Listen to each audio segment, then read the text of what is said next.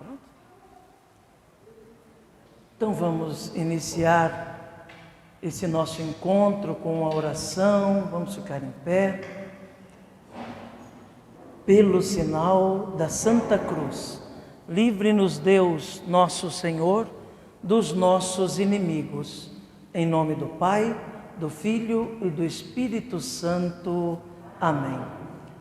Rainha do céu, alegrai-vos, aleluia, porque aquele que mereceste conduzir em vosso ventre, aleluia, ressuscitou como disse, aleluia. Rogai a Deus por nós, aleluia. Rogai por nós, Santa Mãe de Deus. Em nome do Pai, do Filho e do Espírito Santo. Amém. Bom dia. Muito bem, eu acho que todos devem me conhecer, né? Pelo menos pelo nome, né, na propaganda que foi feita do dia desse encontro. Então, eu sou o Padre Ademir, sou pároco da paróquia Imaculada Conceição, aqui no distrito de Eugênio de Melo. Sou também o sacerdote conselheiro espiritual da equipe 3C e também do setor C das equipes de Nossa Senhora, aqui na nossa diocese. E foi-me pedido que viesse falar um pouquinho com vocês hoje, sobretudo a respeito da encíclica Laudato Si, do Papa Francisco, que já está completando aí no próximo mês 7 anos, né, de sua publicação. Então, nós vamos nos deter um pouquinho sobre essa encíclica hoje. A dinâmica dessa nossa manhã é a seguinte: eu vou falar um pouquinho para vocês aqui, daqui uns 30, 40 minutos vou parar, não é? Aí nós vamos sair um pouquinho por uns 15 minutos para tomar um café, tomar uma água, ir no banheiro, e depois nós voltamos para o segundo momento, tá bom? Qual que é a motivação para nós falarmos um pouquinho sobre essa encíclica no dia de hoje?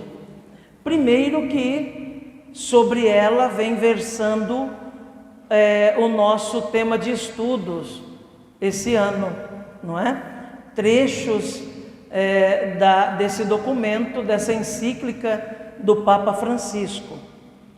Então é importante a gente ter esse contato um pouco mais de perto, até para facilitar também o nosso estudo, né, os nossos encontros de estudo durante esse ano. Mas também pela insatisfação de alguns com relação a esses textos, né, no nosso tema de estudos. Talvez uma insatisfação por não conseguir compreender bem a proposta do Papa, não é? Nesse documento. Talvez uma insatisfação por achar: o que isso tem a ver comigo? O que isso tem a ver com a família? O que isso acrescenta na minha vida conjugal ou na minha vida familiar? Então nós temos ouvido um pouco dessas insatisfações, né? O que tem a ver falar num tema de estudo, num encontro de casais, numa reunião de famílias, falar sobre ecologia? O que isso acrescenta à minha espiritualidade? Alguém veio dizer isso para mim, dizer: padre, por que escolheram logo esse documento do Papa Francisco? Tem tantos outros documentos da igreja que se voltam mais para a espiritualidade, que podem contribuir melhor com a nossa formação, nosso crescimento como família, como casal. Mas e falar de mato, de ecologia, de árvore, de preservação da natureza? O que isso acrescenta na nossa espiritualidade, na nossa vida de família? Pois bem, se nós compreendermos bem essa proposta, nós vamos perceber que acrescenta muito, e na igreja não há nada que seja falado que não sirva para o crescimento espiritual do cristão. Então é por isso que eu dividi em 2 momentos esse encontro de hoje. Um primeiro momento falando de modo mais geral sobre o magistério social da igreja, porque alguns dizem assim: o que a igreja tem que ficar se metendo com política, falando em política? Por que a igreja tem que ficar preocupada com economia? Não é? Às vezes é essa frase que a gente escuta. É verdade, a igreja não é especialista em política. Por isso que o Papa Bento XVI já tinha dito outra vez, não é? Que não se pode a igreja pegar com as mãos a política. Isso chamando mais a atenção dos clérigos, não é? Que não podem ser candidatos, que não podem se meter na política partidária, não é? Lembrando que essa é a missão dos leigos na igreja. Então a igreja realmente não é especialista em política. A igreja é especialista em economia? Não. Existem tantos outros especialistas aí. Mas a igreja é especialista em humanidade. Isso sim. E a humanidade não está desprovida da sua natureza política e do seu envolvimento econômico, não é? Então não dá para falar do ser humano se não levar em consideração que o ser humano por natureza é um ser político. E não dá para falar de vida humana se não se levar em consideração a questão econômica. Aliás, a própria palavra economia, oikos, nomos, significa a ordem da casa, a lei da casa, a organização da casa. Assim também, já adianto, falando de ecologia, oikos, logos, é o conhecimento da casa, é o estudo da casa, é uma palavra que se diz a respeito da casa.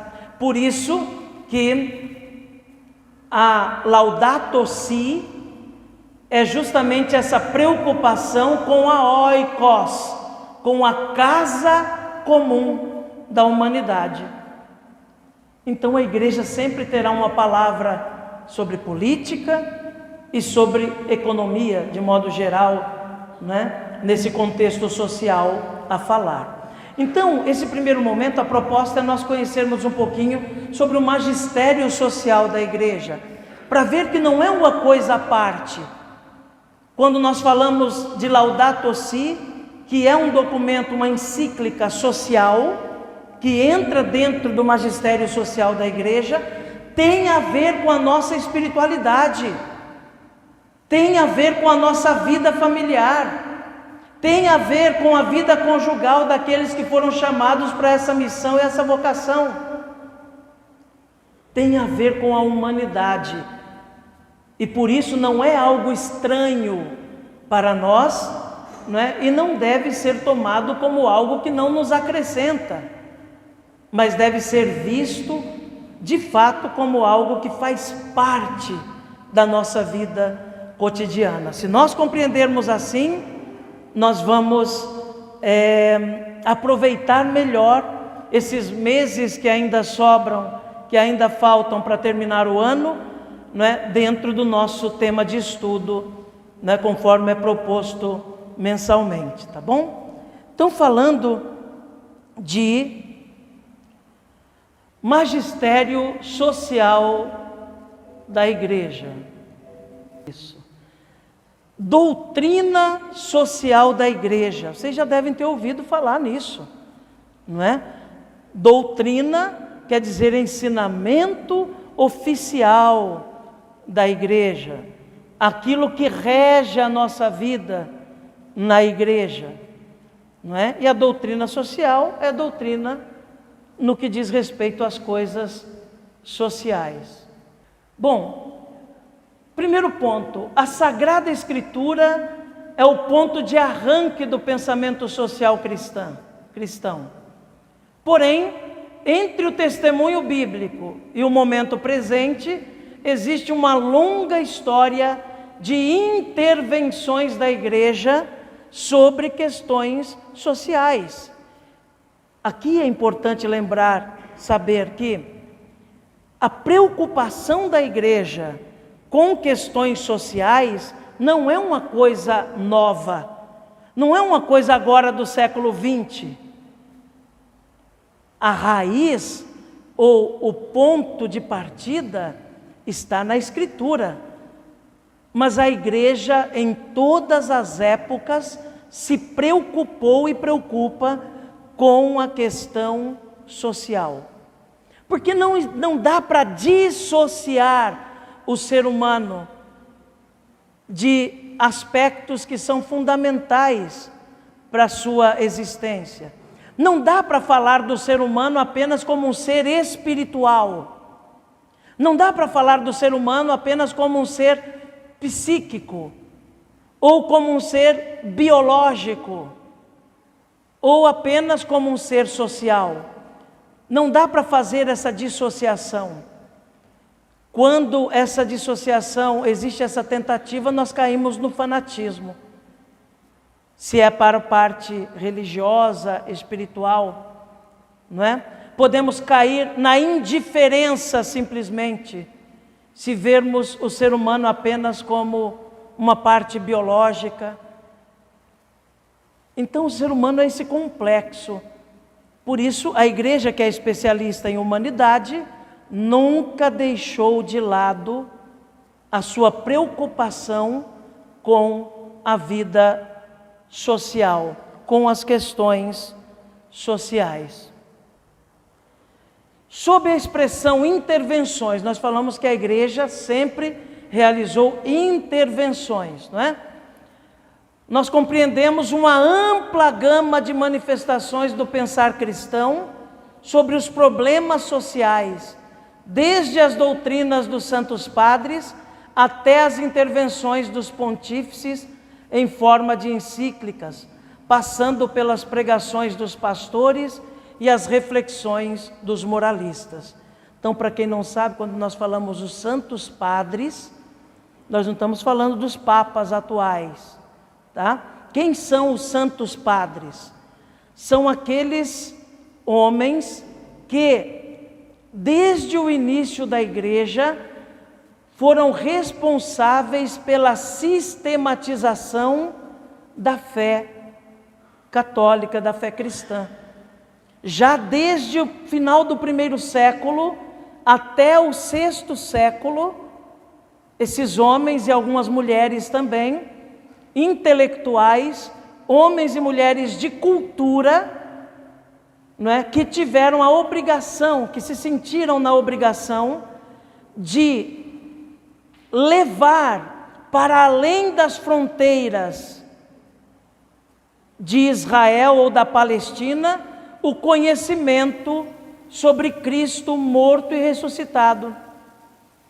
Tiveram a missão de traduzir, por exemplo, para o mundo helênico, para o mundo grego, aquela vivência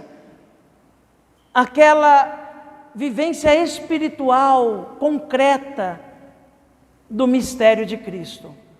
Porque imaginem, um grego pensa diferente de um judeu. Enquanto para um judeu a história é linear, como nós acreditamos também, a história é linear, tem um começo, um meio e um final. Para o grego a história é circular, é como se houvesse uma repetição de acontecimentos. Então, a maneira de raciocinar é diferente. Por isso que a palavra de Deus, São Paulo mesmo insiste em dizer, né, que para um judeu a cruz é loucura, não é? Para um grego a cruz é loucura, para um judeu a cruz é um escândalo, mas é uma realidade. Para um grego a cruz é loucura, não é? Então, explicar esse acontecimento numa linguagem diferente foi a missão dos Santos Padres. Aquilo que nós temos estabelecido hoje, no credo que nós rezamos todos os domingos na igreja, seja o credo apostólico, seja o credo niceno-constantinopolitano, nasceu das especulações, do trabalho intelectual, da vida de fé, oração e santidade desses homens que nós chamamos de santos padres. Entre eles, presbíteros, diáconos, leigos, mas que se dedicaram de modo grandioso a defender a fé cristã e a estabelecer a doutrina que hoje nós temos prontinha. Então, se hoje nós temos uma doutrina a seguir prontinha, ali nos nossos códigos de doutrina, seja o Catecismo da Igreja Católica, o Código Canônico, não é?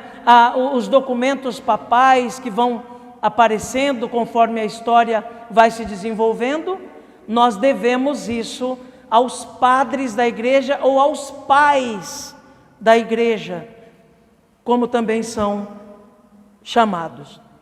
Então, desde os padres, há essa preocupação com as coisas sociais.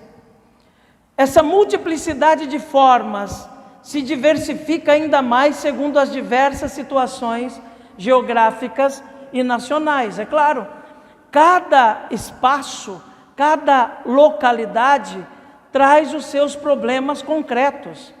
De repente, problemas que nós vivemos hoje na América Latina não são problemas necessariamente que acontecem, que se dão na Europa ou na Ásia.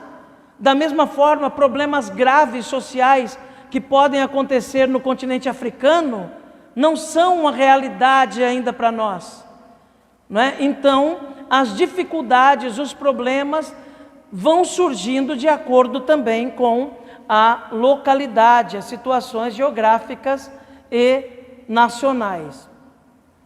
Então, os Santos Padres dedicaram importante espaço e interesse em suas pregações às questões relacionadas com o social.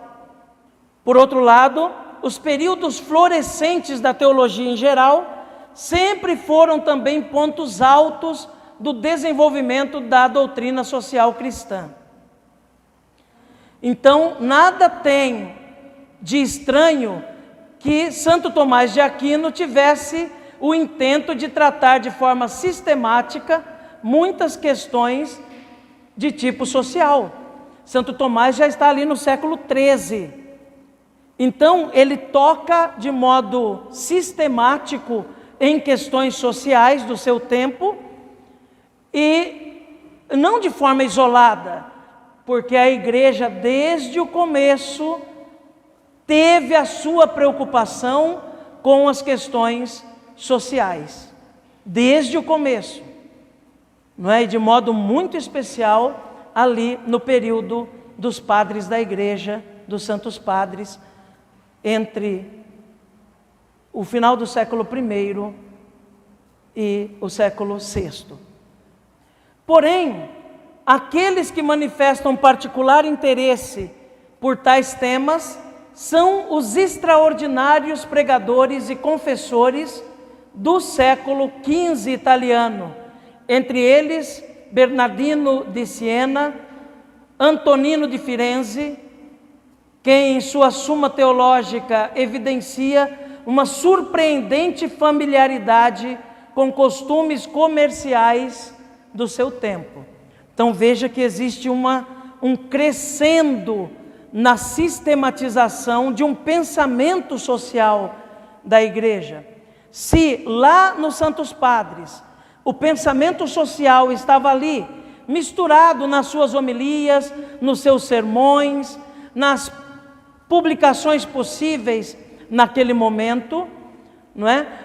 Sempre muito unido a espiritualidade, com o tempo isso vai tomando um corpo, vai tomando uma direção mais sistemática, mais organizada, não é? Já na escolástica, o período de Santo Tomás, vai tendo algumas aplicações um pouco mais claras, não é?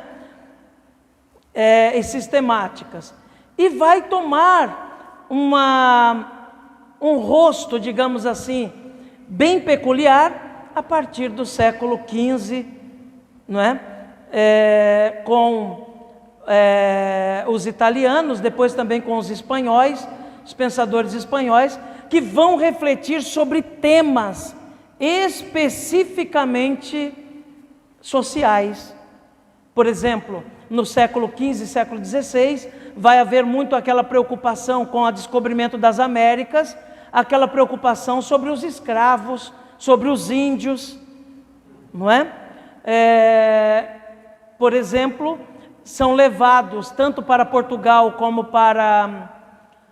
para a Espanha, na época dos descobrimentos, entre aspas, alguns exemplares de índios, para serem, bem entre aspas, tá? Pelo amor de Deus, né? Para serem apresentados aos reis, né?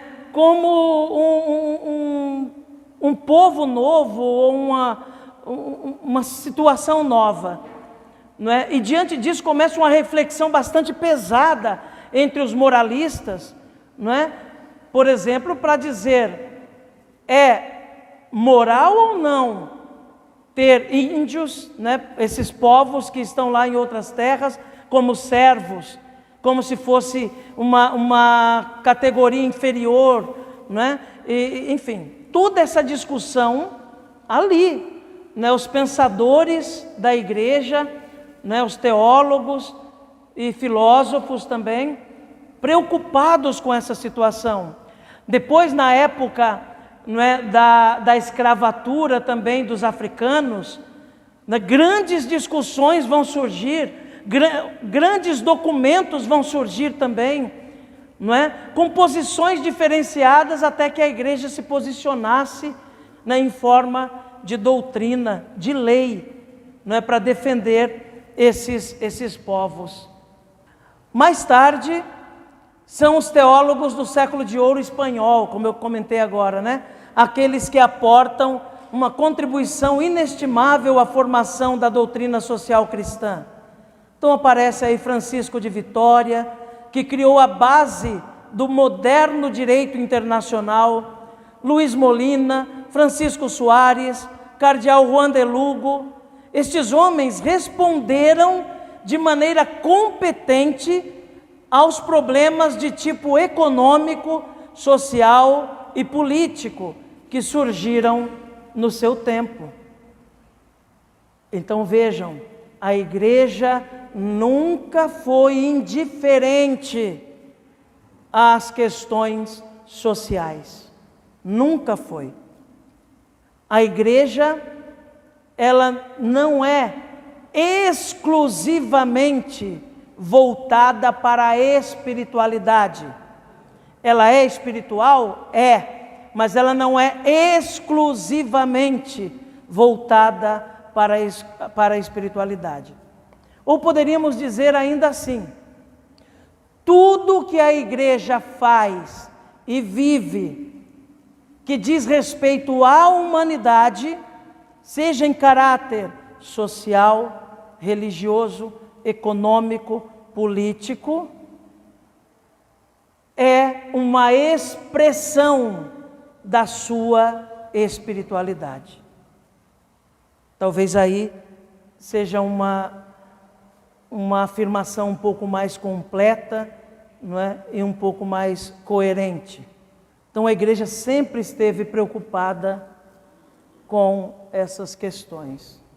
Então, quando no fim do século XIX, em circunstâncias totalmente distintas às da Idade Média, o Papa Leão XIII dirigiu a atenção da suprema autoridade magisterial sobre os temas de caráter social, foi justamente a grande tradição dos séculos XIII e XVI que lhe ofereceu ponto de arranque, ponto de partida para um desenvolvimento da doutrina social cristã adequado às circunstâncias da nova época.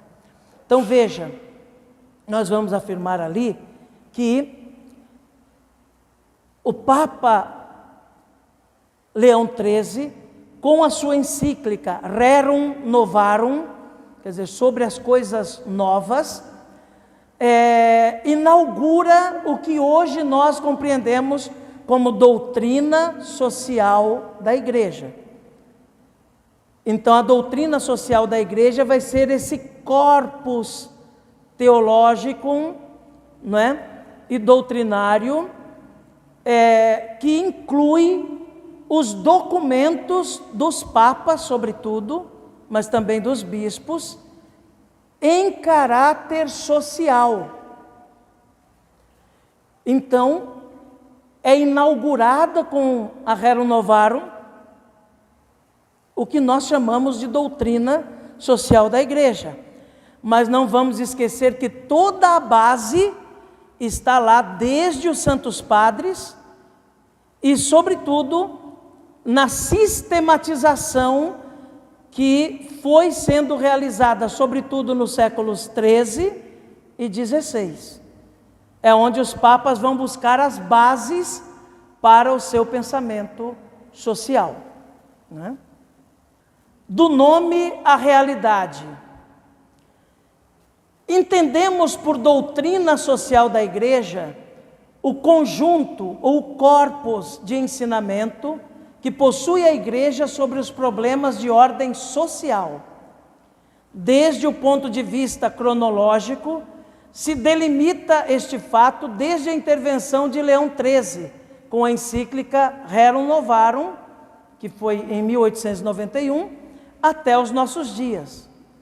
Isso não quer dizer que não encontremos antes dessa data ensinamentos da Igreja sobre questões sociais. Foi o que eu acabei de dizer. Oficialmente se fala numa doutrina social da Igreja a partir da encíclica de Leão XIII, sobre as coisas novas. Mas o pensamento social da Igreja está desde o princípio, porque tem o ponto de partida na própria Escritura. E só para nós entendermos a importância da Rerum Novarum, que daqui a pouco nós vamos afirmar ali, todos os outros documentos que foram surgindo comemorativos a essa encíclica, tamanha importância sobre as coisas novas, só para nós compreendermos o porquê dessa importância. Esse documento do Papa Leão XIII, ele traz uma abordagem sobre o relacionamento entre patrão e empregados. É essa a preocupação do Papa. Por exemplo, sobre a questão de salários, não é? Sobre a questão da insalubridade. Está ali, no final do século XIX. Não é? Sobre a questão do trabalho escravo. Também a questão do trabalho no que diz respeito às mulheres.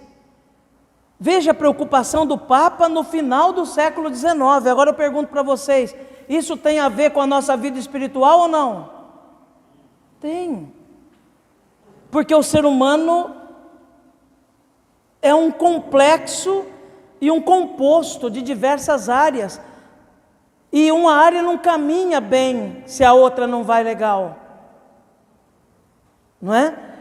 Então veja a preocupação. Por isso que eu disse que a Igreja é especialista em humanidade. Em humanidade. Então foi uma revolução esse documento, essa encíclica do Papa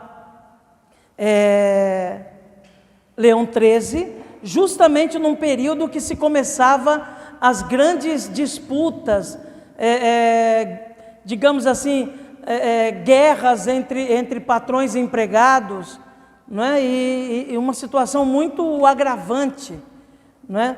no que diz respeito a esse relacionamento. Então a igreja diz o que ela pensa a respeito disso. A igreja cobra, não é, que seja tomada a dignidade, ou melhor, devolvida a dignidade ao trabalhador, à trabalhadora. É uma palavra oficial da igreja que mostra o que ela pensa, o que ela sente e a exigência que ela faz daqueles que detêm o poder naquele momento histórico. Não há uniformidade na denominação ou no nome que se dá a esse corpo de doutrina social da igreja, ali no início. Leão XIII fala de doutrinas tiradas do Evangelho pela igreja e chama também de filosofia cristã. Já o Papa Pio XI fala de filosofia social e de doutrina em matéria social e econômica. Pio XII faz o uso explícito das expressões doutrina social da igreja, então ele é o primeiro a usar essa expressão, Chama também de doutrina social católica.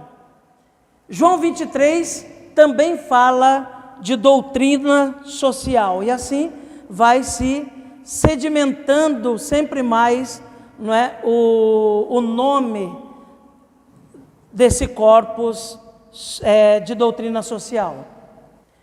O conteúdo da doutrina social da igreja se estendeu à medida que se percebia mais e mais a amplitude e as dimensões da questão social, a que se esforçava por dar uma resposta desde Leão XIII.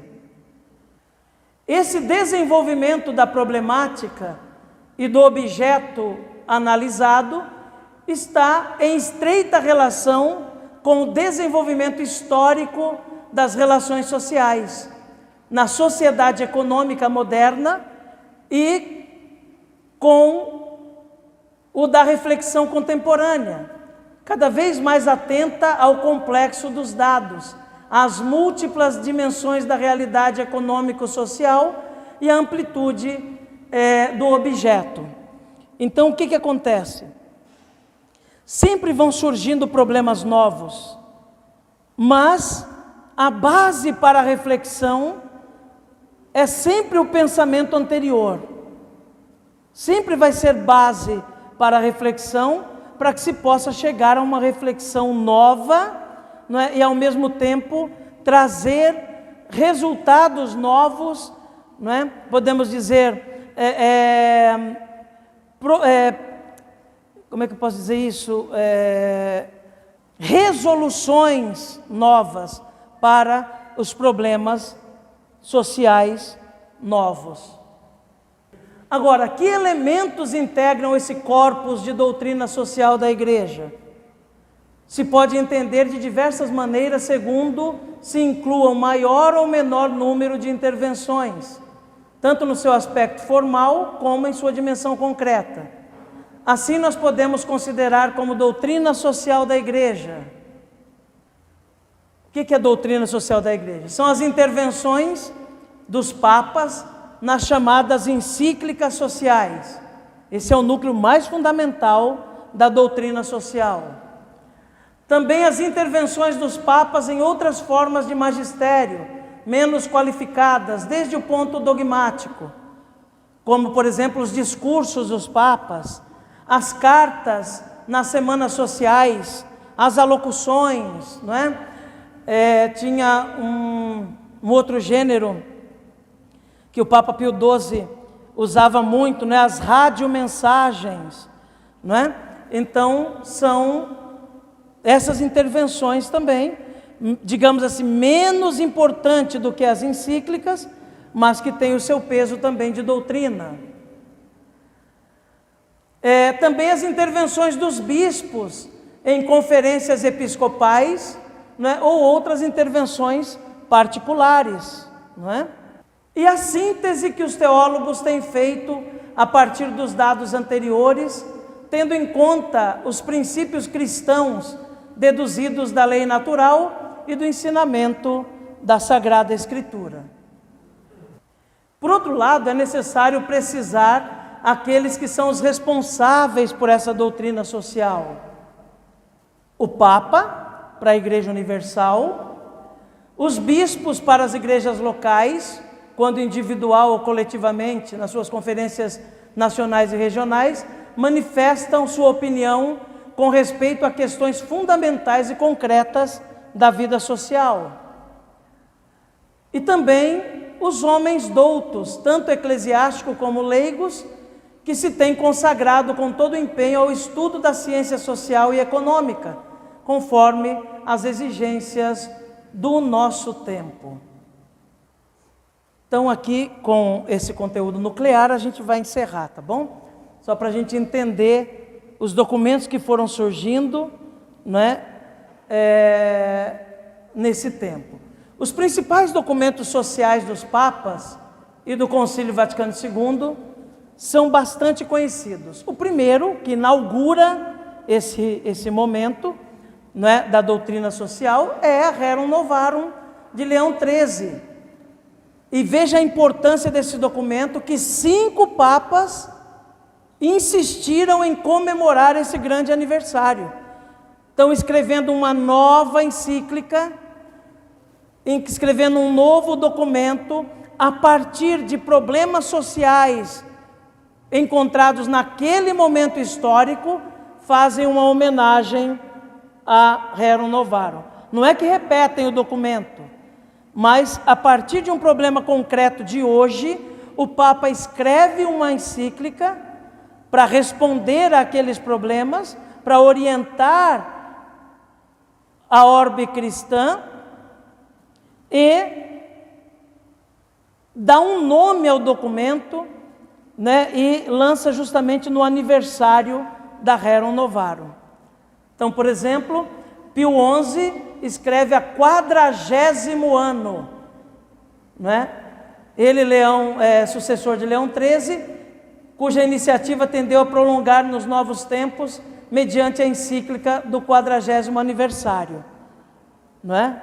Com 40 anos da Rerum Novarum, Pio XI escreve essa encíclica. Depois, Pio XII tem um ensinamento social muito numeroso em intervenções.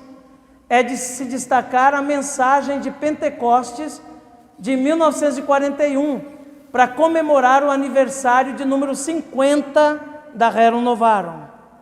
Depois, João 23 escreve Mater et Magistra, né, mãe e mestra, falando da igreja, para comemorar o aniversário de número 70 da Rerum Novarum. Depois escreve em 63 também a Pacem in Terris, naquele conflito violento, não é, da Segunda Guerra, ali, ou melhor, da Guerra Fria, não é? Sobretudo naquela tensão que existia entre a Rússia e os Estados Unidos, não é? Paulo VI escreve a Populorum Progressio, ou seja, o progresso dos povos, em 1967, e depois a Carta Apostólica 80ª Adveniens, não é? Ou seja, no advento do 80º aniversário, né? 80 anos depois da Rerum Novarum.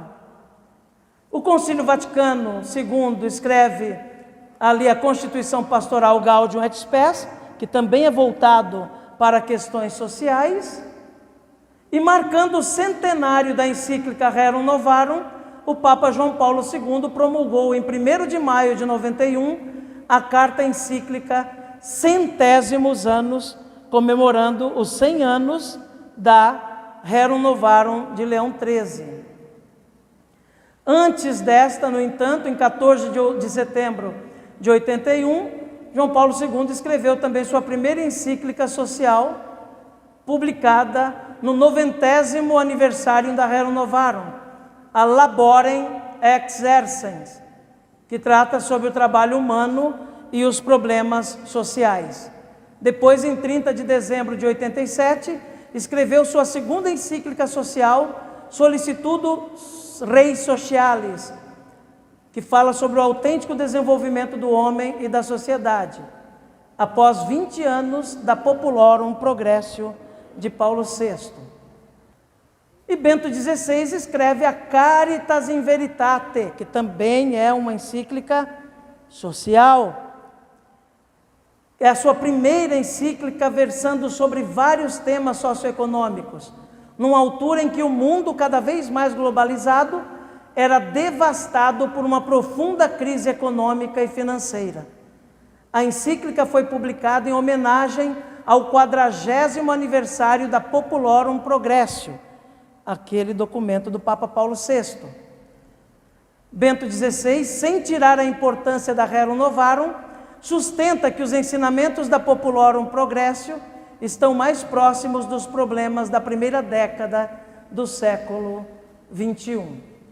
Então, para captar o conteúdo dos documentos sociais dos Papas e do Vaticano II, é necessário colocar este ensinamento em seu contexto histórico e ideológico. Ou seja, cada vez que um Papa lança uma encíclica ou um documento em caráter social, é preciso enxergar aquele conteúdo dentro de um contexto histórico.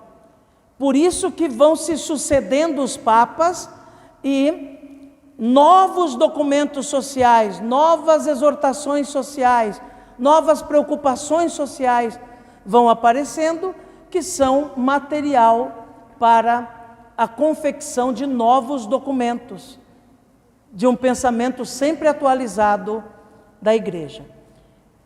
Isso tudo, e nós encerramos esse primeiro momento, isso tudo para lembrar que as questões sociais, que incluem questões políticas e econômicas, fazem parte da vida da Igreja, fazem parte da vida de cada cristão, fazem parte da vida de cada família, e nós não temos como nos desvincular disso. E tudo isso vivido e compreendido da maneira adequada, fazem parte também da nossa espiritualidade cristã. Agora nós temos 15 minutinhos, vamos lá tomar uma água, tomar um cafezinho lá embaixo, nós vamos ter que descer, tá bom? E em 15 minutos a gente volta, tá bom? Para a gente continuar e eu não segurar vocês muito tempo aqui. No segundo momento a gente vai falar mais especificamente cada capítulo, bem de modo resumido, da Laudato Si. Reiniciando esse nosso momento formativo, agora de um modo mais específico, nós vamos ver capítulo por capítulo desse documento social do Papa Francisco, dessa encíclica social, que é a Laudato Si. Aqui, mais por curiosidade, porque o título Laudato Si, como em outros documentos também, os títulos em latim, não é? É bom a gente entender.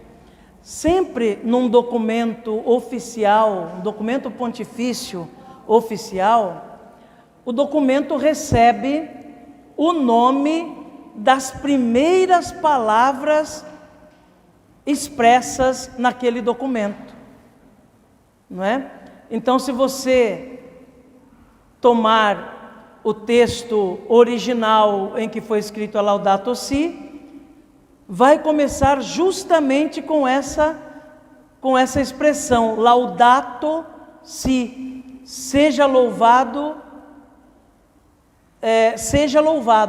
não é? Essa é a palavra, seja louvado, que é aquela expressão também que São Francisco de Assis se utiliza, né, no cântico que é atribuído a ele, né, das criaturas. Seja louvado o meu Senhor, não é? Pelo sol, pela lua, pelo firmamento, não é? Pelo irmão sol, não é? Irmã lua, é assim que ele se dirige. Então, sempre um nome de um documento oficial pontifício, ele é extraído das primeiras palavras que aparecem no documento, tá? Então, por isso, o nome Laudato Si, seja louvado.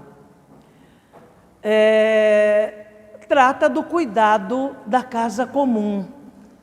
No início nós falamos já, não é? Que vai se falar muito nesse documento sobre ecologia. E ecologia é justamente o conhecimento da casa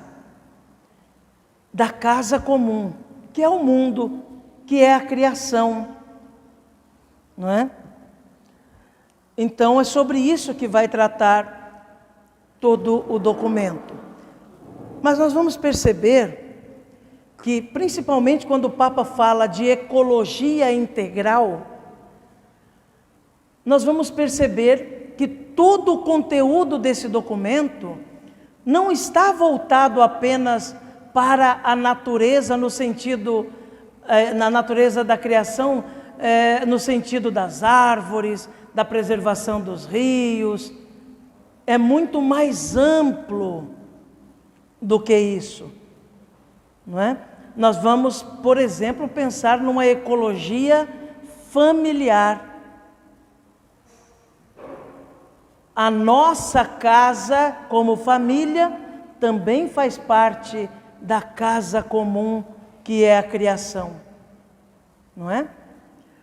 Então vamos para frente. O capítulo 1, o título do capítulo 1, vocês já devem ter acompanhado, né? Já no tema de estudo. O que está acontecendo com a nossa casa? Com a nossa casa comum? É o primeiro capítulo.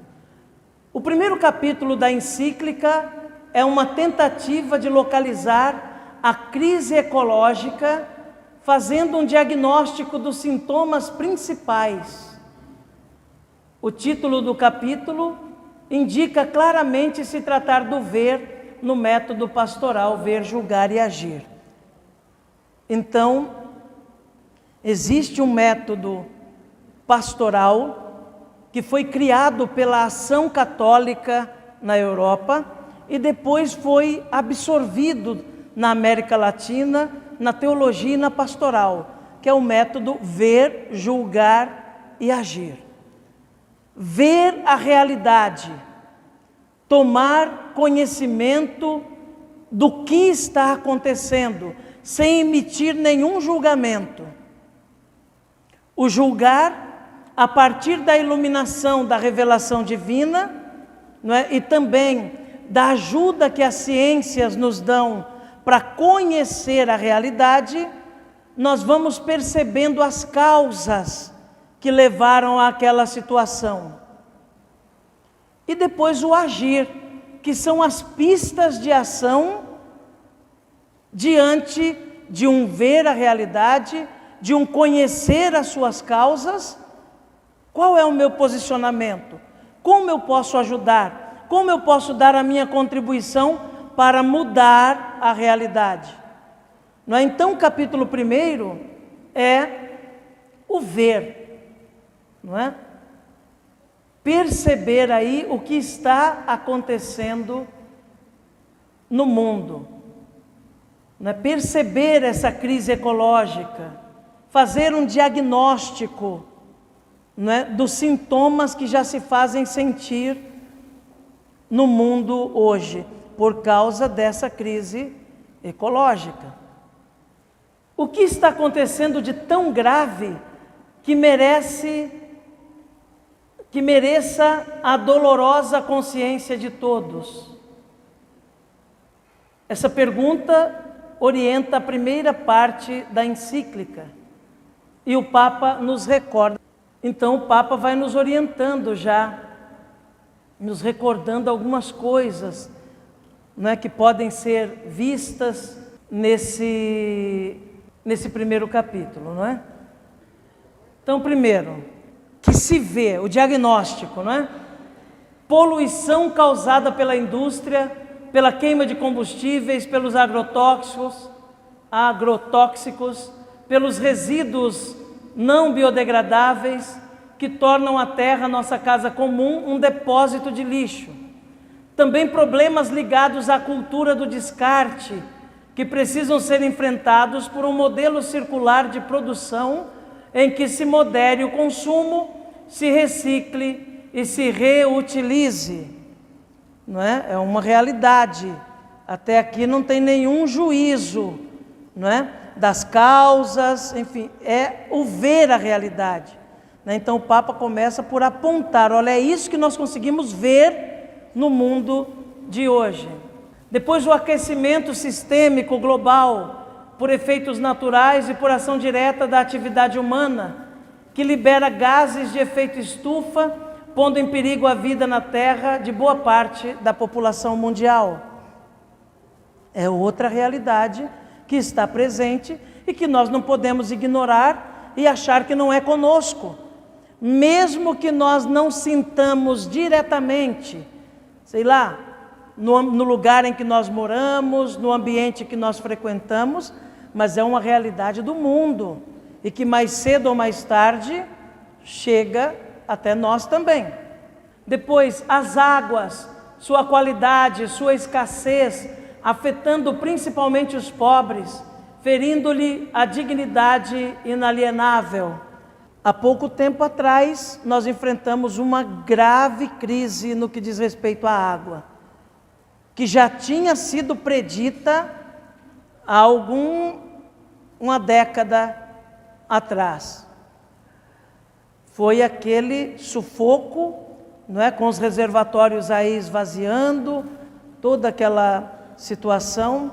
Aí só foi chover um pouquinho depois, todo mundo esqueceu de falar da água. Né? Só foi dar uma melhoradinha, todo mundo esqueceu. É como se não fosse mais um problema para nós, né? E vejam que em muitos lugares do mundo a situação é muito mais complicada ainda do que a nossa.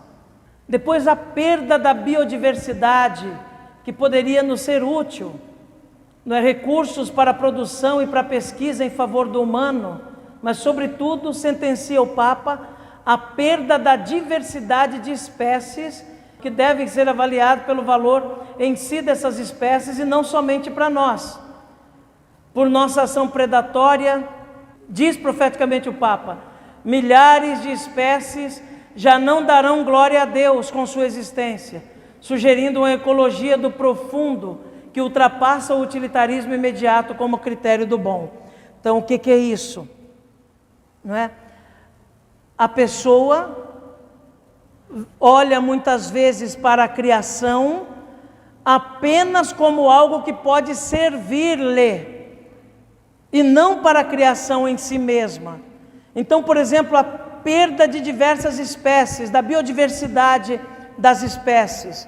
Alguém pode dizer, não, mas isso não é útil para mim. E não percebe o valor que existe a criação em si mesma. É claro, Deus cria o ser humano como sua obra-prima, coloca à sua disposição toda a criação, mas a criação toda ela existe não somente para o benefício do homem, ela tem um valor em si mesma, porque Deus poderia criar o homem independente disso tudo e arrumar uma outra forma de mantê-lo na existência. Mas a diversidade existe, não é, porque existe um valor nela mesma, que Deus mesmo imprimiu. Então, se desaparece uma espécie, a gente não pode falar assim, não, mas para que isso seria útil para mim? Não perdi nada, não se perdeu nada, isso não é útil para, entre aspas, para a humanidade. Não é? Então, existe um valor intrínseco na criação. Ainda a deterioração da qualidade de vida humana e a degradação humana, sobretudo dos mais vulneráveis. E a desigualdade planetária, em que os mais afetados pelas agressões ambientais são as pessoas mais pobres que clamam por justiça. Então, uma coisa está ligada à outra. Por isso que o Papa vai insistir em toda a encíclica, dizer que tudo está interligado, tudo absolutamente está interligado, não é? E quem sofre mais com tudo isso são aqueles que são mais vulneráveis, mais esquecidos pela sociedade. Os pobres são os que são mais afetados com tudo isso. Todos são afetados, mas acaba recaindo uma carga imensa sobre os mais vulneráveis da sociedade. Lembra o Papa que a esperança nos convida a reconhecer que sempre há uma saída, sempre nós podemos mudar de rumos, sempre podemos fazer alguma coisa para resolver os problemas. Então o Papa constata, no seu ver, o problema que o mundo está enfrentando, a situação concreta da criação, os problemas e as dificuldades do meio ambiente, mas, ao mesmo tempo, aponta uma esperança. Não está tudo perdido. Tudo vai depender do ser humano se conscientizar disso e fazer no seu micromundo aquilo que é preciso fazer para que isso se expanda para o macromundo, não é? Naquele pouco que eu faço, no pouco que eu realizo, mas é o que está ao meu alcance realizar. O pouco pode ser o meu máximo, não é? Mas vai refletir de um modo positivo na situação mais ampla, não é? No macromundo. Então o Papa diz que a esperança nos mostra que nós podemos mudar os rumos, podemos mudar o ver futuramente, de modo que ao olharmos para a realidade possamos dizer: mudou, melhorou, evoluiu, cresceu, não é? Então é a esperança que nos motiva. Então esse foi o ver a realidade.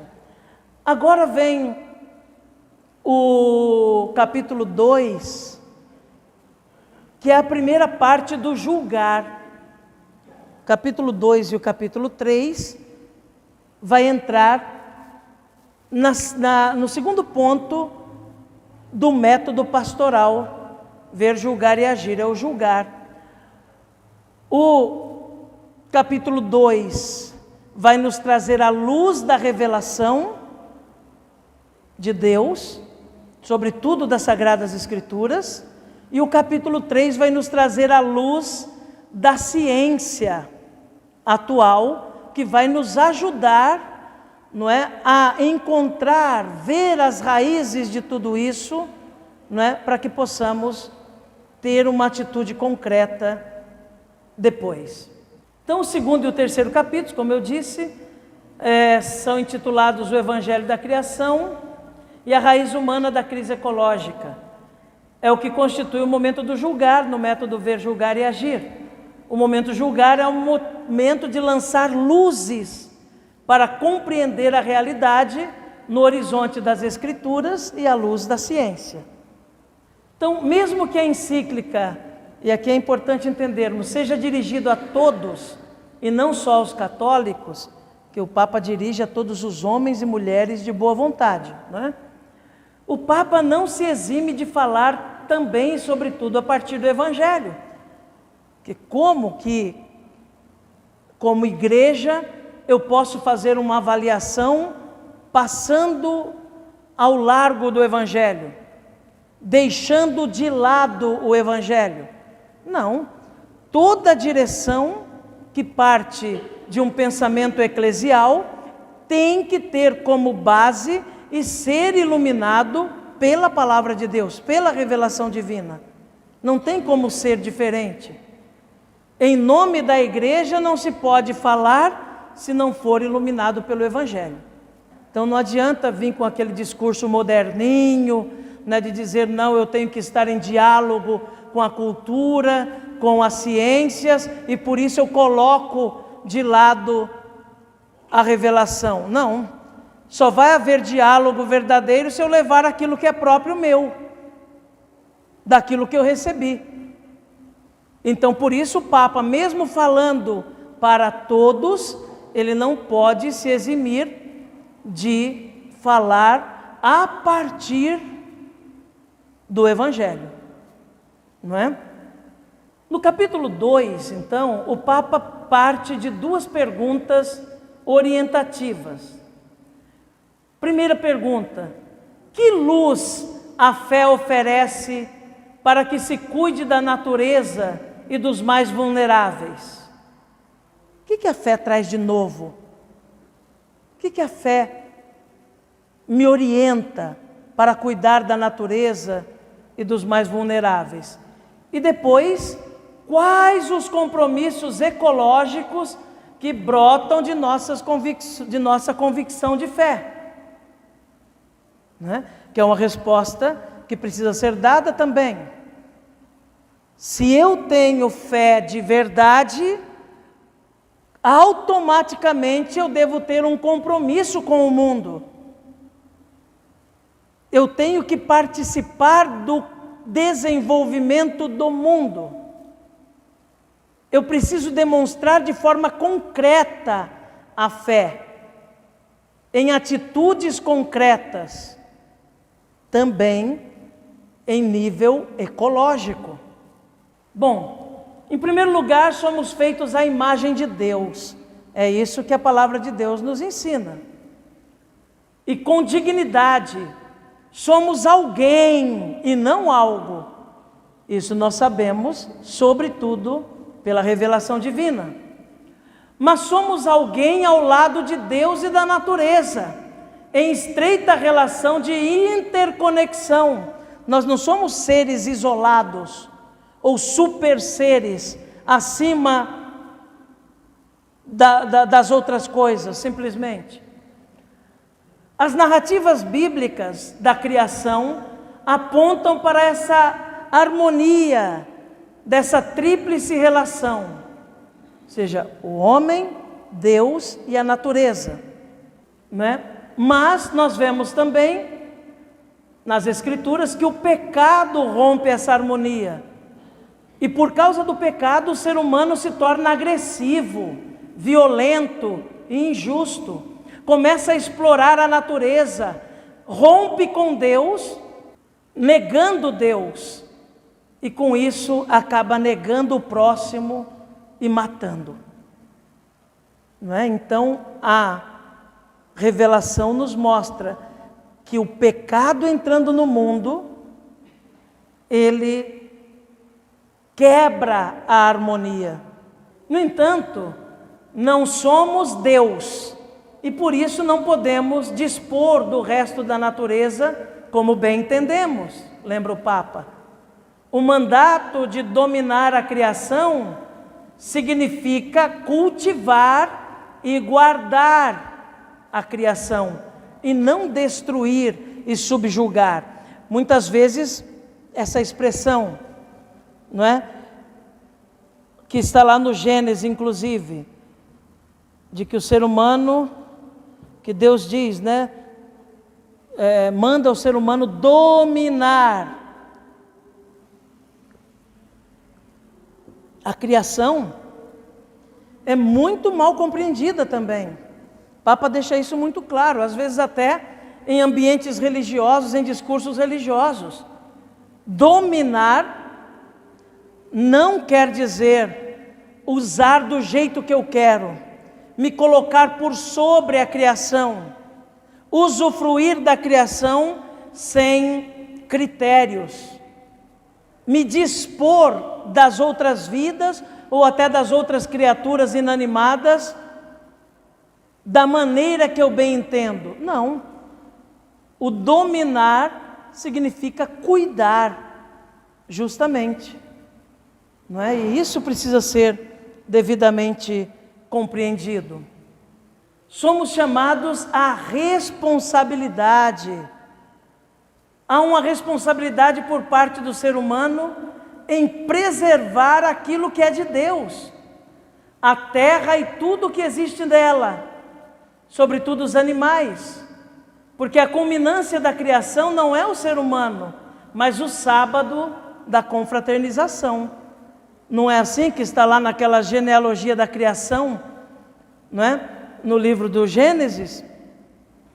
Deus cria, no sexto dia cria o ser humano, mas termina ali? Não, vem o sábado, e o mais importante está ali no sábado, quando toda a criação está pronta.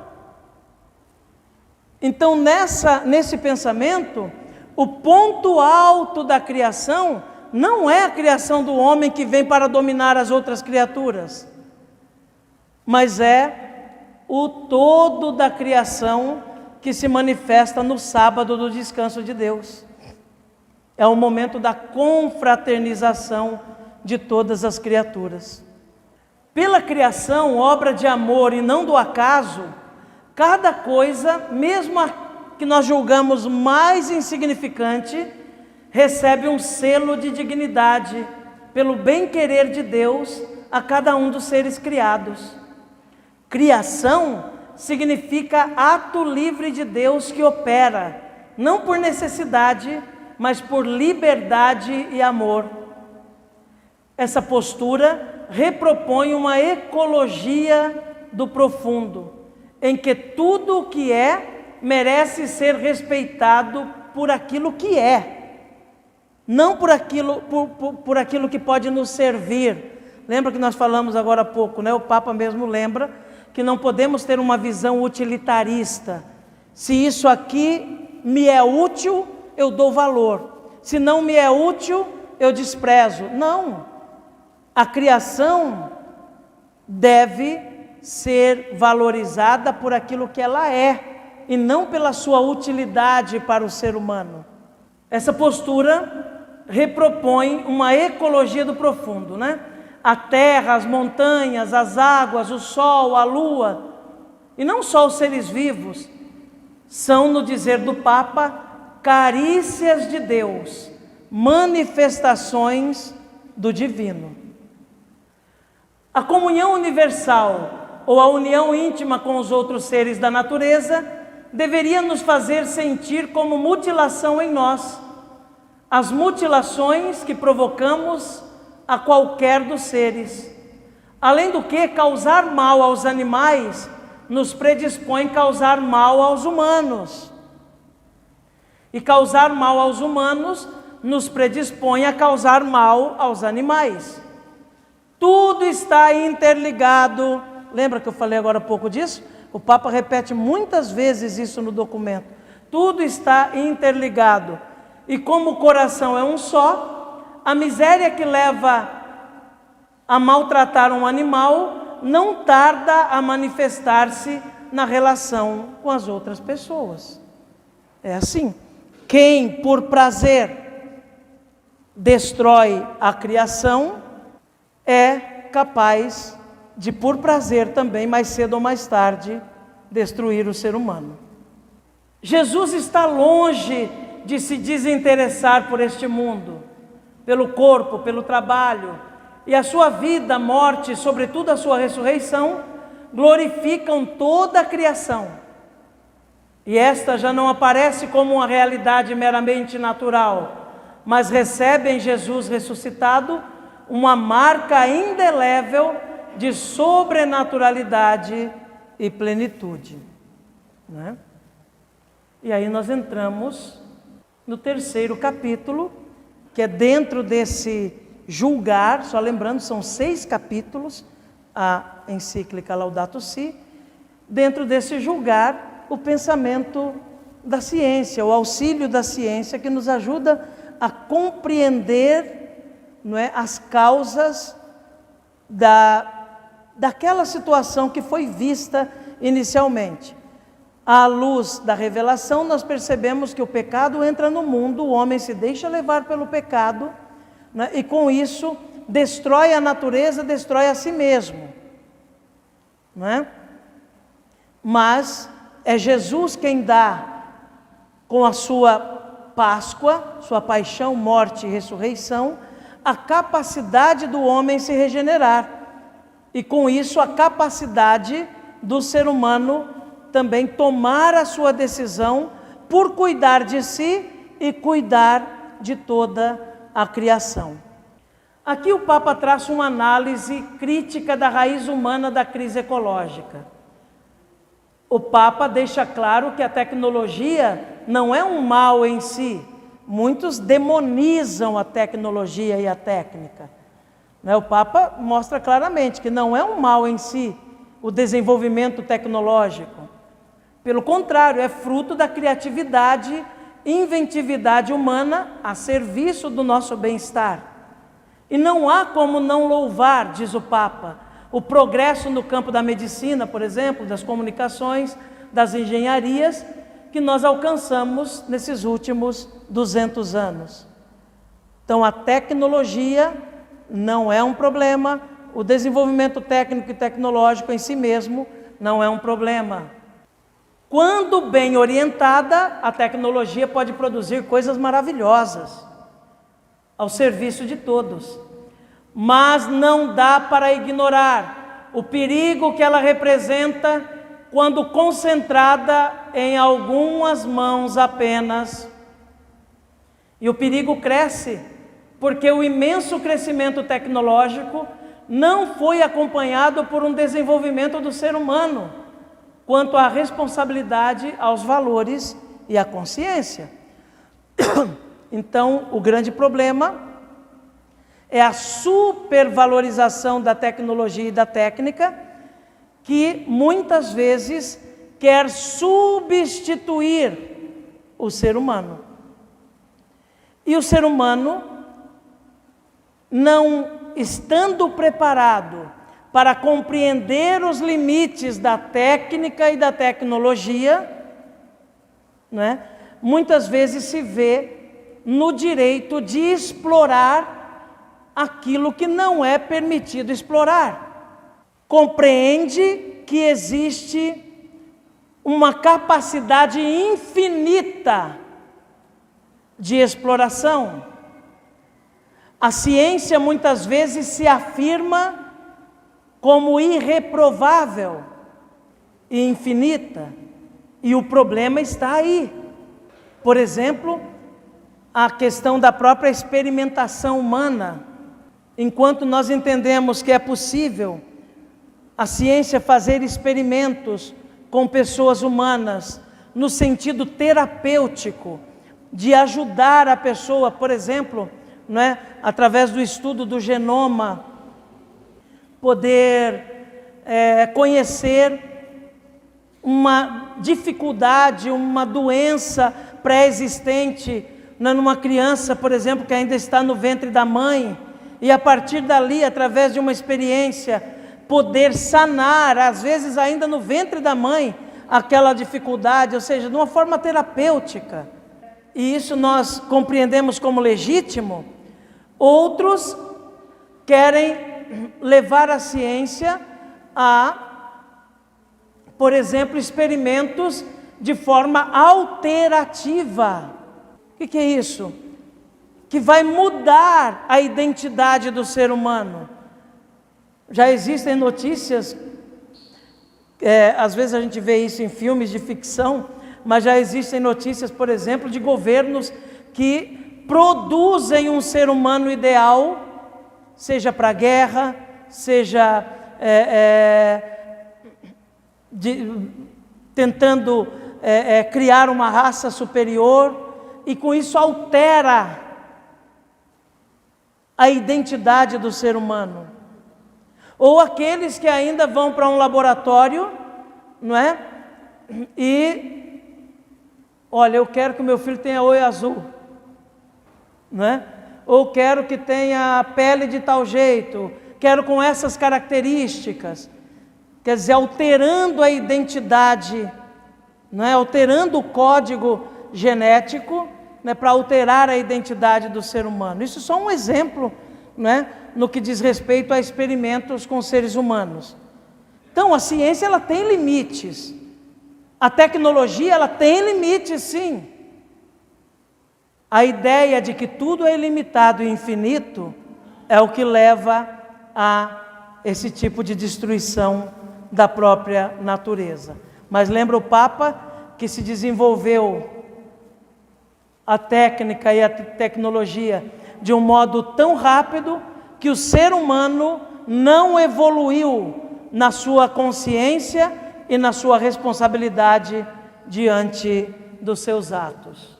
Uma outra questão é a equivocada interpretação da posição do homem no mundo, achando-se o centro e senhor da criação, submetendo tudo mais a seu favor.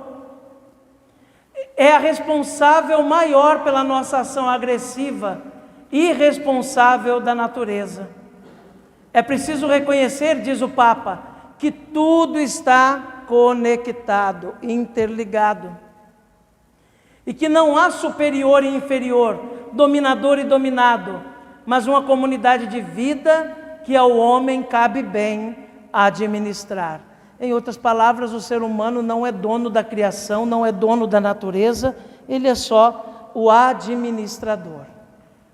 É preciso ter presente ainda que a técnica não pode substituir o trabalho, sob pena de o homem perder o sentido da vida.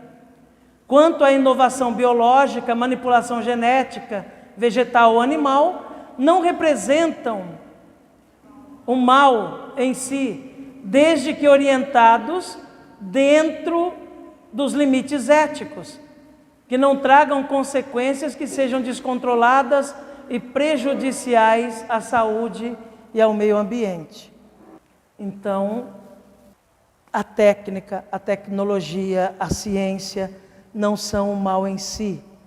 Ao contrário, podem contribuir muito quando se sabe também usá-las com responsabilidade e dentro dos limites éticos, conforme lembra o Papa. O capítulo 4, uma ecologia integral. E aqui talvez para nós seja o coração do que nós começamos falando hoje, não é?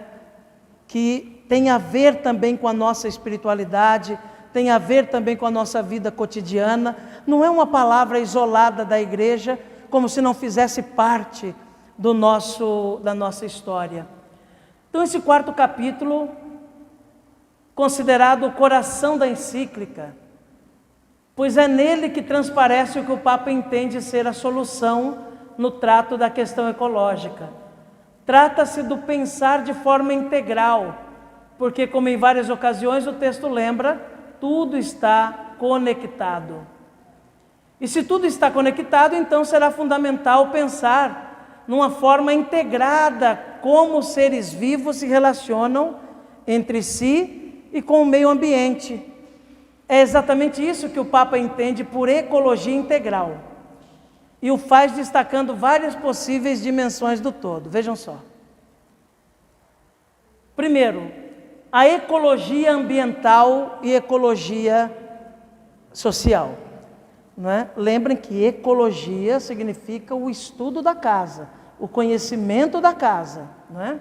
Ora, a ecologia é exatamente o estudo de como se dá a relação entre os seres vivos e o meio ambiente. Então, falar de meio ambiente é falar dos seres vivos, e falar dos seres vivos é falar do ambiente em que vivem. Um ambiente degradado significará, para efeito interpretativo de uma ecologia integral, um ser vivo que se comporta de modo desajustado. Nesse aspecto, é preciso conectar meio ambiente e sociedade, pois não há duas crises separadas, uma crise ambiental e outra social, mas uma complexa crise socioambiental. Então, se existe uma crise no meio ambiente, vai ser afetada a sociedade, não é? Então, as duas coisas estão conectadas. Então, é preciso observar essa ecologia ambiental e social. Depois, uma ecologia cultural. Não só o meio ambiente encontra-se ameaçado. A ecologia integral envolve também o cuidado das riquezas culturais da humanidade. Cultura entendida não como a soma dos monumentos do passado, mas especialmente no sentido vivo, dinâmico e participativo. Cultura e meio ambiente se reclamam reciprocamente. Destruir o meio ambiente leva consigo a destruição de identidades culturais singulares. O desaparecimento de uma cultura pode ser tanto ou mais grave do que o desaparecimento de uma espécie animal ou vegetal. É a imposição de um modo ou estilo de vida, como é o dominante consumista. Pode ser mais nocivo do que a destruição de um ecossistema. Então, por exemplo, quando nós falamos de desmatamento, né, quando nós falamos de Amazônia, por exemplo, de exploração, não é, através de desmatamento, junto com aquela destruição do meio ambiente, vai também embora a cultura dos povos que vivem em torno daquele ecossistema, não é? As tribos indígenas, não é? Entre outras, os povos ribeirinhos, não é, que têm uma cultura própria e uma riqueza própria. Então, por isso se fala que é preciso de uma ecologia cultural. Depois, uma ecologia da vida cotidiana. O ambiente em que vivemos diz da nossa identidade e influencia no nosso modo de ver a vida, sentir e agir. Ambiente degradado, vida infeliz. Olha, tem a ver conosco ou não? Sim ou não? Ambiente degradado, vida infeliz. Louvável, diz o Papa, são as iniciativas de melhoria do meio ambiente, mesmo em situações precárias de habitação em meio à pobreza. É louvável a ecologia humana que os pobres conseguem desenvolver no meio de tantas limitações. Às vezes limitações ambientais, de infraestrutura, sobretudo em bairros pobres, são compensadas pelo calor humano, pela hospitalidade, pela acolhida, que fazem com que as pessoas se sintam numa rede de comunhão e de pertença. O Papa insiste ainda na importância da casa própria, na urbanização dos bairros, do transporte público de qualidade, na vida caótica de algumas cidades e nas situações de quase escravidão a que são submetidos os trabalhadores nas zonas rurais. Então ele já aponta aí situações degradantes, não é, que fazem sofrer sobretudo aqueles que são mais vulneráveis, mas consegue reconhecer, mesmo em situações difíceis, não é, nesses grupos mais vulneráveis, essa consciência, não é, de uma ecologia mais profunda, do cuidado com a natureza e do cuidado da vida cotidiana entre eles mesmos. O princípio do bem comum, a ecologia humana se conecta com a noção de bem comum. O bem comum é um princípio político e de ética social indispensável para pensar a vida em comum, na casa comum. E quando se fala em bem comum, estamos falando de respeito pela pessoa humana, por seus direitos inalienáveis. Estamos falando de bem-estar, de segurança social, de paz e justiça, para conter as violências de todo tipo que depõem contra o bem comum. Ao Estado cabe a defesa desses direitos. Então veja que como se amplia a ideia de cuidado com a casa comum. Não é só preservar aquela árvore lá no meu quintal, que também é uma ação, não é? Não é somente brigar porque o mico-leão-dourado está extinto, não é? Mas é muito mais amplo esse pensamento, fala direto dentro da nossa casa, da nossa família, no nosso relacionamento com as pessoas, não é? A maneira que nós temos de nos portar no mundo, de praticar a justiça nas pequenas coisas naquilo que está ao nosso alcance para exigir grandes atitudes de justiça também da parte do Estado. Porque é fácil muitas vezes reclamar do Estado, reclamar do prefeito, reclamar do chefe supremo da nação, por causa disso e daquilo que não acontece ou que acontece, quando a pessoa dentro da sua casa não se move para ser justo, às vezes com o seu esposo, com a sua esposa, com seus filhos, com seus pais, ou dentro da sua profissão, não é? do ambiente em que está envolvido, não sabe viver a justiça. Não é? Então é uma cobrança do Papa. O bem comum diz respeito a isso. Claro, numa responsabilidade maior do Estado, para com as necessidades gerais da sociedade, mas cada um exercendo esse mesmo compromisso de justiça no micromundo em que está envolvido. Depois a justiça intergeracional, isso é muito interessante. A noção de bem comum engloba também as gerações futuras. Não é mais possível falar de desenvolvimento sustentável sem incluir as gerações futuras na mesma conversa. Não podemos admitir que a terra seja propriedade de alguns em vista do ser individual. O critério de relação com a terra não pode ser utilitarista e em vista da produtividade. Ela é, antes de qualquer coisa, graça de Deus que precisa ser cuidada para que as futuras gerações possam receber essa herança da melhor forma possível. A terra pertence também àqueles que hão de vir. Uma ecologia que se queira integral não pode desconsiderar, portanto, a pergunta: que mundo nós queremos deixar para as crianças que estão crescendo e aquelas que ainda não nasceram? Essa ecologia intergeracional é isso. Nós estamos vivendo hoje, mas nós estamos pensando nos que vêm amanhã? Ou nós estamos agindo, não é? Apenas pensando naquilo que podemos usufruir, seja da natureza, seja dos outros humanos, agora. E não estamos preocupados com o que vem depois. Vamos pensar aqui na crise hídrica. Ah não, eu já estou com uma certa idade, para mim não vai faltar água não. Né? Até o dia que Jesus me chamar, nós estamos bem aqui. Os que vêm depois eu não sei. Mas eu estou bem assim da maneira que eu me encontro. Não é? É esse o pensamento? Ou nós vivemos realmente preocupados, não só com os nossos, mas com as futuras gerações que vêm aí? Então, é algo a se pensar. Capítulo 5, algumas linhas de ações, né? Vamos passar já. Primeiro, o Papa diz que é preciso de um diálogo sobre o meio ambiente na política internacional, programar uma agricultura sustentável e diversificada, desenvolver formas de energias renováveis, promover uma gestão mais adequada dos recursos florestais e marinhos, garantir a todos o acesso à água potável.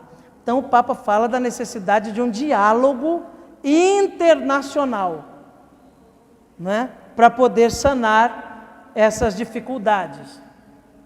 Mas só um diálogo internacional é suficiente? Não, é também necessário um diálogo para as novas políticas nacionais e locais.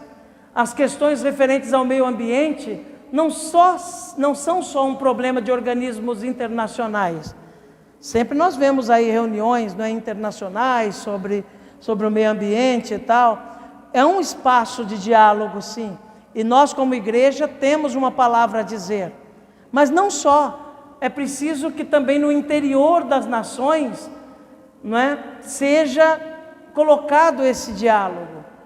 Pelo direito e aparato jurídico, os estados podem e devem intervir no que diz respeito ao cuidado com o meio ambiente.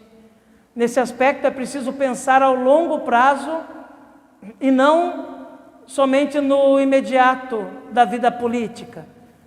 Os estados nacionais e a sociedade civil podem fazer muitas coisas, por exemplo, promover formas de poupança energética, boa gestão de transporte, técnicas de construção de edifícios que reduzam o consumo energético.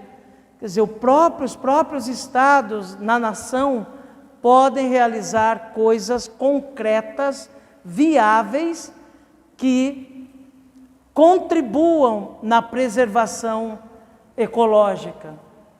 Também o diálogo e a transparência nos processos decisórios. A corrupção é um aliado da degradação ambiental, claro. Projetos claros e transparentes com controle social são sempre favoráveis ao meio ambiente.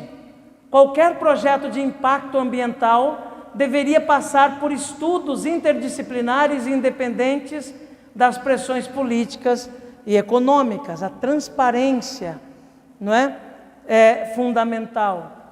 Também a política e a economia devem estar em diálogo para a plenitude humana. O bem comum e a qualidade de vida são o parâmetro para avaliar política e economia, diz o Papa. Então veja só, como é que está a qualidade de vida? Como é que está o bem comum? A preocupação do Estado para com a sociedade de um modo geral, para com o povo de um modo geral. A justiça se faz sentir. O que precisa para que a justiça aconteça, a justiça comum, a justiça social? Então são perguntas que devem ser feitas justamente para podermos conciliar, não é, a política, melhor, avaliar a política e a economia. Bens ambientais são aqueles em que o mercado não é naturalmente um bom cuidador e protetor. É preciso um freio no conceito do progresso infinito e na especulação, onde o dinheiro gera dinheiro sobre a morte dos mais fracos. É preciso dar um basta à ideia de que é possível crescer infinitamente de forma sustentável. Não é. Não é possível crescer infinitamente de forma sustentável. Existe o limite também no crescimento, e é preciso compreender isso. Não é a todo custo que pode haver um desenvolvimento. A todo custo, não. É essa consciência que é preciso que nós tenhamos também. E as religiões também é necessário que dialoguem com as ciências. Nesse ponto, o Papa apela para a humildade da ciência e a sua metodologia em reconhecer que nem tudo ela é capaz de dar conta. A fé, a religião e a ética religiosa, mesmo sabendo que há éticas laicas também, estão abertas e em diálogo com a razão, com as ciências, e estas precisam acolher o que as religiões têm como manancial de sabedoria para a solução dos graves problemas atuais. Mais uma vez, aquela ideia de que a ciência não é infinita, não é absoluta, não tem todas as respostas, não é? Então tem que ser humilde para se abrir também àquilo que a fé tem a oferecer. Mas os próprios crentes têm que se submeter a uma conversão ecológica, reconhecendo que na tradição fomos levados muitas vezes a justificar guerras, injustiças, domínio despótico do ser humano sobre a criação, sendo assim infiéis ao tesouro de sabedoria que devemos guardar. Então a conversão é algo que tem que existir também em quem crê, né? Lembra que eu falei agora há pouco, né, que a fé ela tem que se tornar ato concreto, atitude concreta, não é só teórica. Ah, eu creio em Deus, que bom, Pai de Jesus, amor de Maria. Não é? Mas devemos transformar em atos concretos de fé.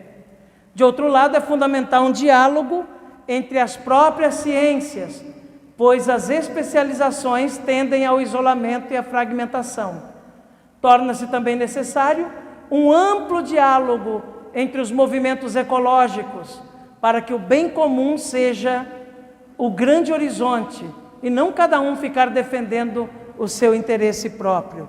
Então veja que todo esse capítulo 5º da encíclica é o Papa mostrando pistas para tornar concreto o nosso trabalho cristão, nossa presença cristã no mundo, não é?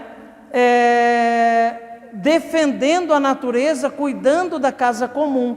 E o Papa mostra essas pistas em, digamos assim, em termos de diálogo.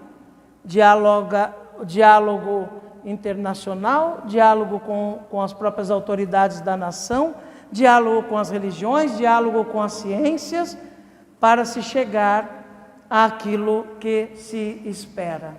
Por último, o capítulo 6, que fala sobre a educação e a espiritualidade ecológicas. Tudo que é apresentado até o 5º capítulo desemboca nessa educação e espiritualidade ecológicas que vão possibilitar que nós vivamos aquele diálogo que é proposto no capítulo anterior. Como podemos esperar mudanças? É uma pergunta. Como podemos esperar mudanças do comportamento se não mudar o sujeito da ação? No humano que precisa mudar, Para isso, o Papa aposta na educação e na espiritualidade ecológicas, para uma verdadeira conversão e para uma verdadeira mudança do humano. O Papa aponta alguns caminhos, ou seja, dessa conversão, dessa busca de uma espiritualidade ecológica. Primeiro, ter um outro estilo de vida. É preciso evitar o consumismo obsessivo, fruto do vazio que o mercado ou o paradigma técnico-econômico impõe a todos. Consumismo que busca preencher o vazio através de produtos que, por serem descartáveis, exigirá uma lógica de comprar, possuir e consumir. A obsessão pelo consumo gera violência, porque nem todos podem, de fato, entrar na lógica do mercado. Quem fica de fora se frustra, vive infeliz e apela para a violência. Então, a mudança de um estilo de vida. Depois, educar para o cuidado, criando novos hábitos. É preciso ter capacidade de renúncia às ofertas de mercado. Há um desafio educativo em negar a forma de felicidade que o mercado exige dos indivíduos.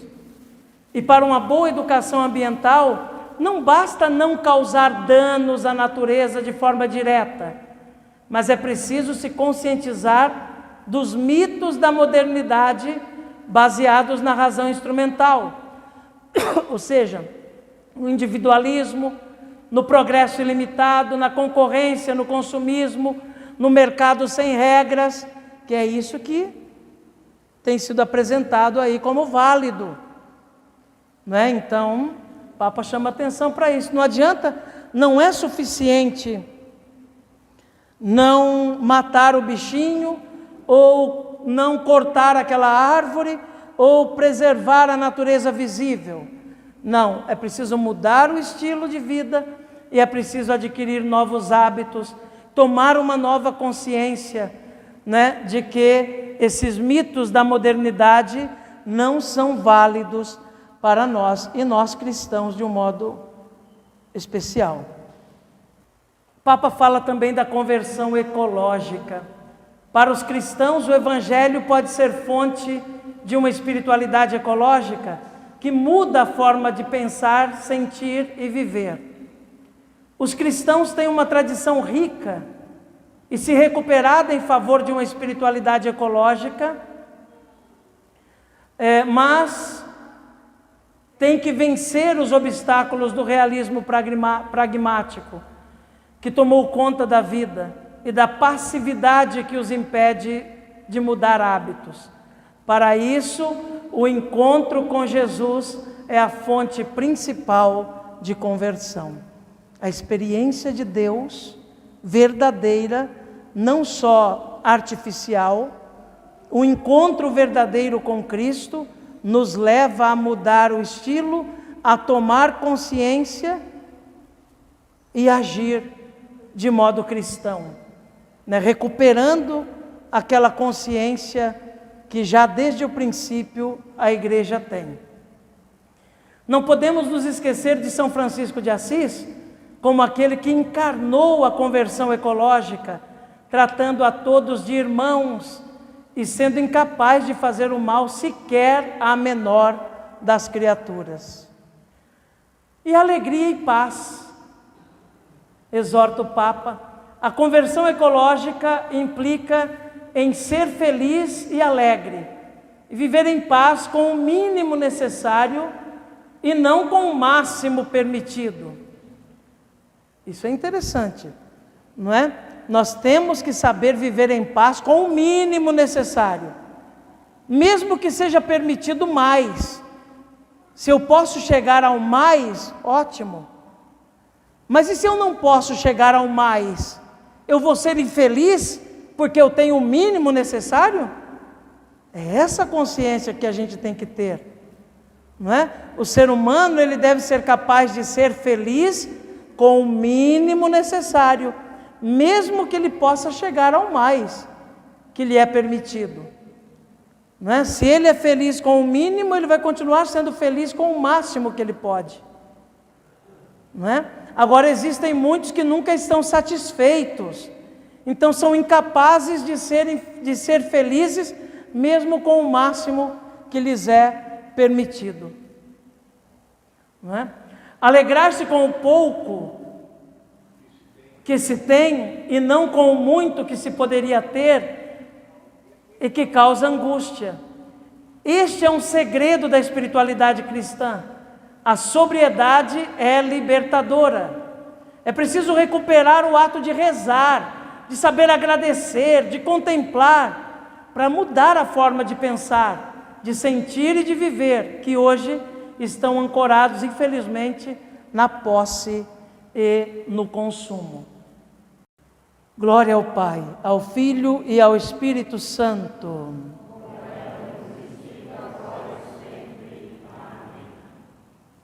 Não sei se foi o suficiente isso que nós colocamos, mas a intenção foi justamente de abrir a nossa consciência para a importância do ensinamento social da igreja, que não é algo separado da nossa vida cotidiana, separado da nossa vida familiar e da vida conjugal, mas é algo intrínseco que diz respeito a nós como indivíduos, como comunidade, como família, e que devemos cuidar, não é?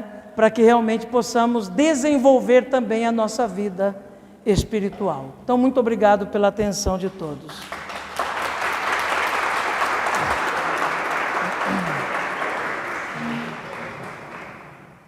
Obrigada. Opa! Olha lá.